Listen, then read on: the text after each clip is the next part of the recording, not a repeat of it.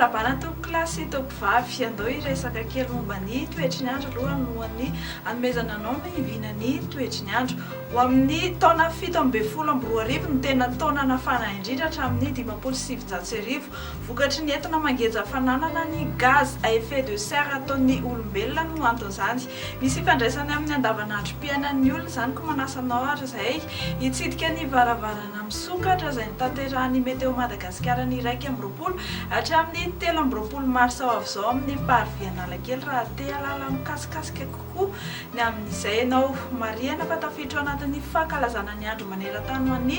toetry ny andro izany izay ny 3-20 mars ao avy izao no ivon'ny fankalazana ny lohahevitry ny fankalazana dia ny iray makabahana roa fiomanana telo dia lasa dia izay no elona fa ny mandrafitra ny toetry ny andro eto Madagasikara amin'izao fotoana izao dia ny tsioka avy atsimo atsinanana ary vokatr'izay dia mandrivotra avokoa ny andro saika manerana ny nosy mahakasika ilay ny andrahona atao avaratry ny ranomasimbe indianina ato kosa dia mbola raha maso akaiky ny mikasikazy toy izao manaraka izao ny toetry ny andro no vinavenan'ny meteo Madagasikara ho anao ary ho amin'ny rapitso ho amin'ny maraina mazava ho azy dia izy ny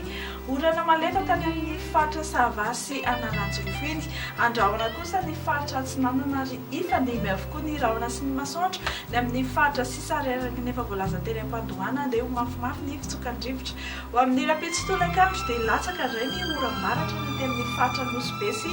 Samborano aty anorana malefaka kosa ny faritra Antala Analanjorofo sy Atsinanana misy ny erika manify ny ilany Atsinanana Nalamanga aty sy ny vakina karatra ary ny ilany Atsinanana ny Itasy ivalika be ny masoandro na ifandimby eo ny rahona sy ny masoandro ny any amin'ny faritra sisa tsy dia misy fihetsehany firy kosa ny maripana no vinavinaina ao amin'ny rapitso maraina 5-20 hatramin'ny 7-20 degré zany ny aty amin'ny faritry ny Avoandady ny morontsiraka kosa dia nilanelan-20 hatramin'ny 4-20 degré celsius nisy fidinany kely ny maripana no vinavinaina ao amin'ny rapitso tolakandro indrindra ny aty amin'ny faritry ny Avoantasy atsimo atsinanan'ny Madagasikara hitantsika menamena be amin'ny sary ny maripana ambony indrindra 3-30 degré ny maheran-tanàna sy ny faritany Toliarany hivoaka ivelan'ny Madagasikara ianao eny na tsy hivoaka ivelany ary dia tsara ho fantatra ihany reto manaraka reto ifandimy ny rahona sy ny masoandro amin'ny rapitso any Bangkok tahak'izay koa ny Johannesburg anorana tandrivondroana ny Paris Maurice Seychelles sy Nairobi